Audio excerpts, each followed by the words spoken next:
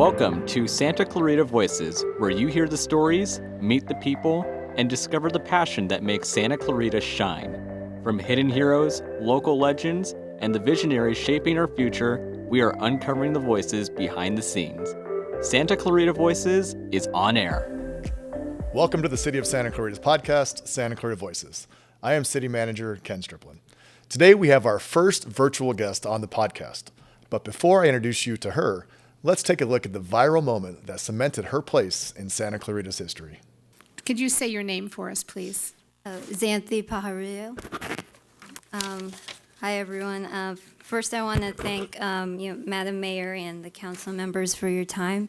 I prepared a little statement. I'm here on behalf of the Santa Clarita foodie community, and I was wondering, is there a Spanish translator available by any chance?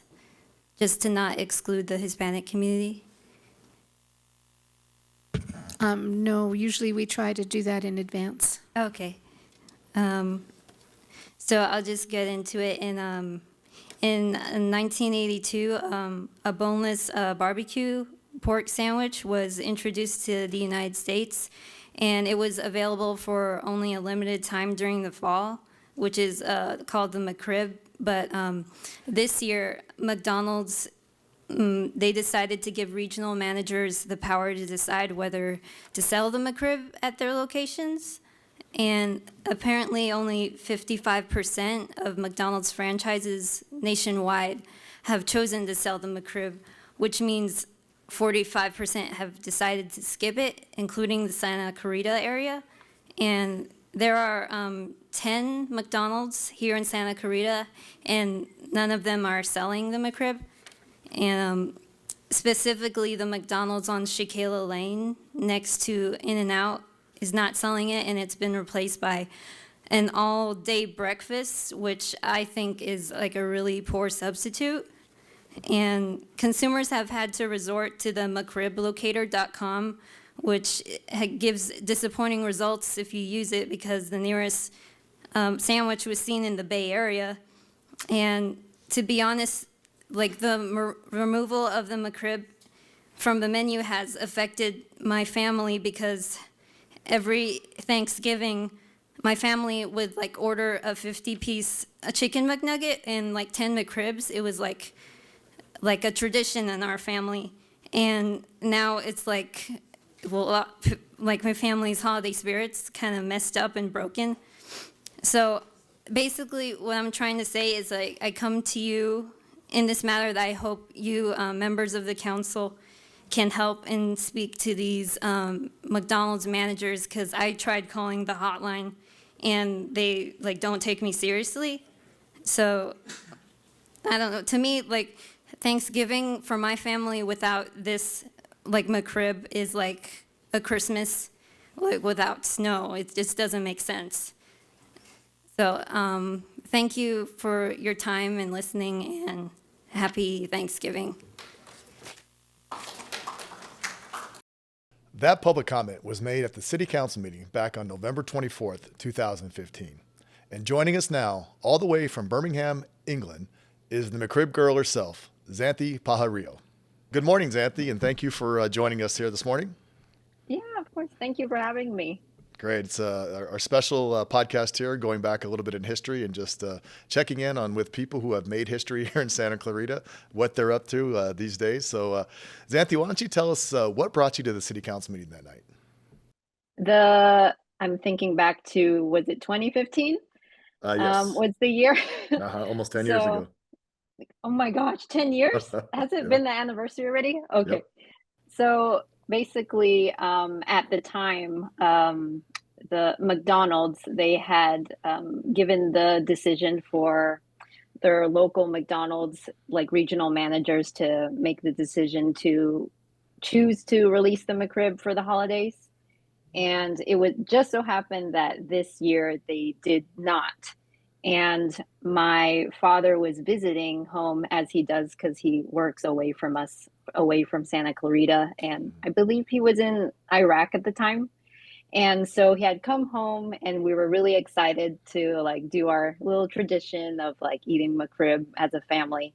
And so when I found out that it wasn't coming, it was particularly like upsetting because it felt like such a lead up with my dad visiting home. So I thought I had reached out to McDonald's like through the phone, and everyone thought that I was like trying to be like funny and have a joke about it. And so, I mean, understandably. And so I thought, okay, nobody's really like listening. So I was thinking, how do I kind of approach this in like a non-traditional way?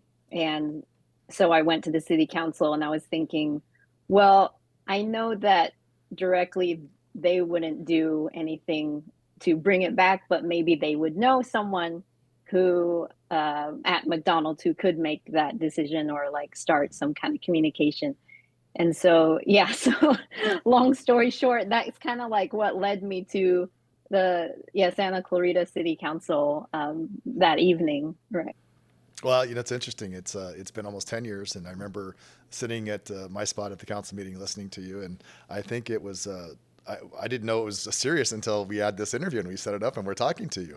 But I remember sitting there, I was biting my lip so hard that I thought it was going to bleed because I was trying not to laugh because it just was funny. It's just like we've had a lot of interesting characters come to council, and I'd say you were one of the more memorable ones. So it's great to hear the backstory of it. So It's I'm so glad you were there. Like it was I was so nervous that I didn't exactly remember like everyone that was there. yeah, I was there right next to you, trying to keep it together. So it was great though. Tell us, Xanthe, what was the reaction that you received from the city council? So I remember kind of like looking up every now and then, and from my memory, everyone was kind of just listening and kind of like very intently. So if you were biting your lip, I did not notice at all. So like I didn't see any like strong reactions Yeah. unless it was just my nerves kind of taking over. Yeah, I don't think they shared the as much of the passion for the McRib as you did. But I don't know if they made any phone calls to McDonald's. I will say for the sake of the show, I do have the little McRib right Oh, here that oh we're my gonna. God. Wait, I would have I no. would I would have Carrie send you one all the way to the UK if you want. How did you have one right now? Hey, 10 years later, you made an impression. No, I'm just kidding. I'm just kidding. Okay, I was about to say it's the middle of Well, June. this was a homemade McRib here in Santa Clarita, so we made that here just for the podcast. But Oh my God. you took it a step forward and wrote a song about the McRib, kind of a follow up to your initial presentation. Tell us a little bit about your song. Right. So it's called McRib Blues.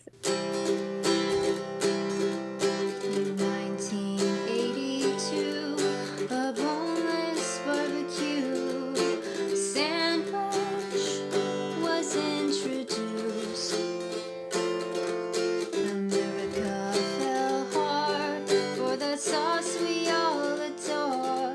McDonald's must you give that takeaway.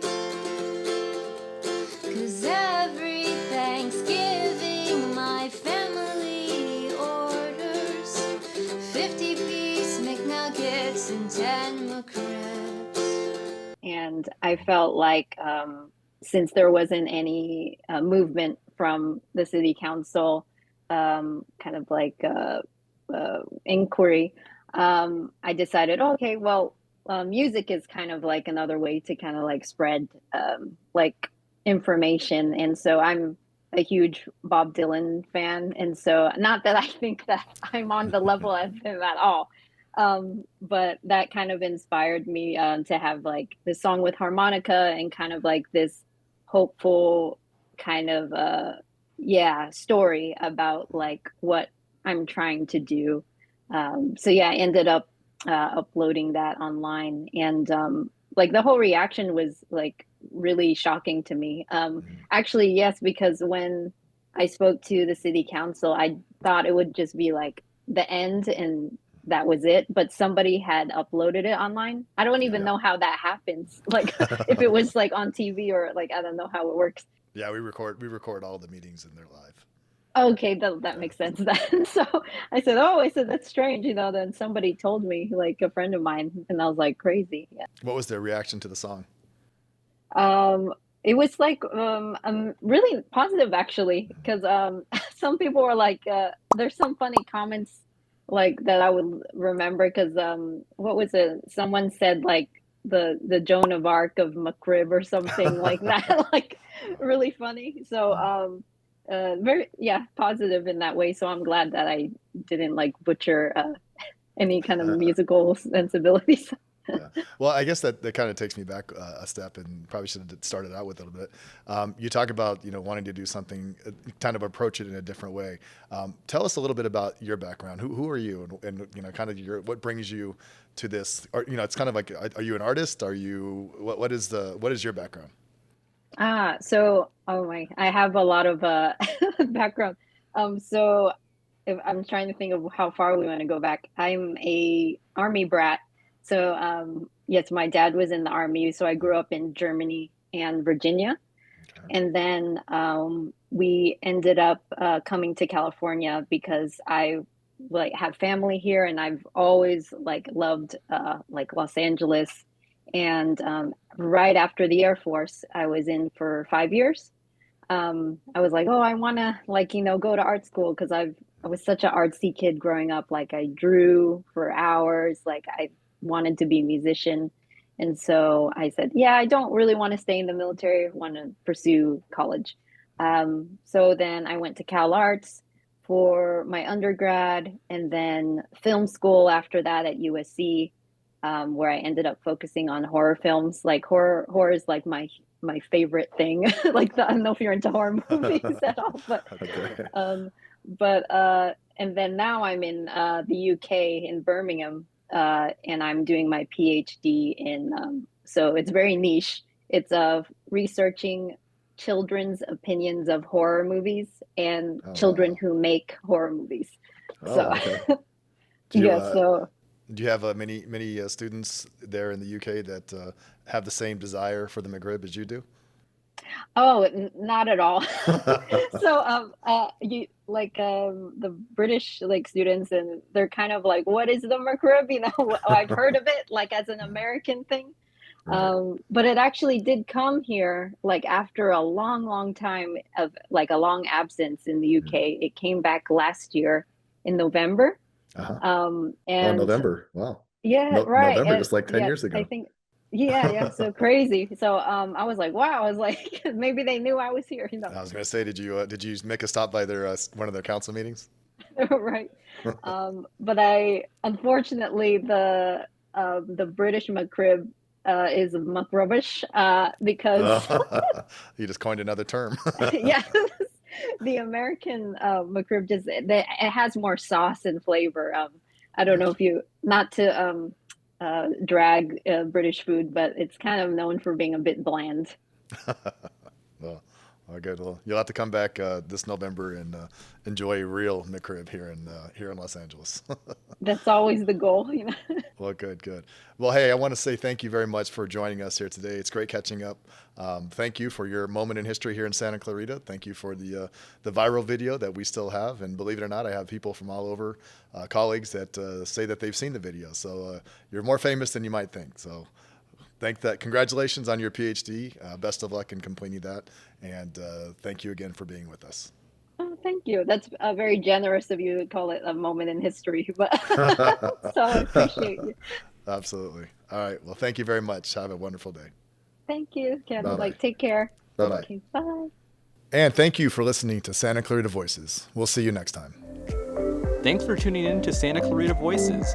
If you enjoyed this episode, don't forget to subscribe and share. You can find Santa Clarita Voices on Apple Podcasts, Spotify, and the city's YouTube channel. Follow the city on social media at City of Santa Clarita. We'll see you next time.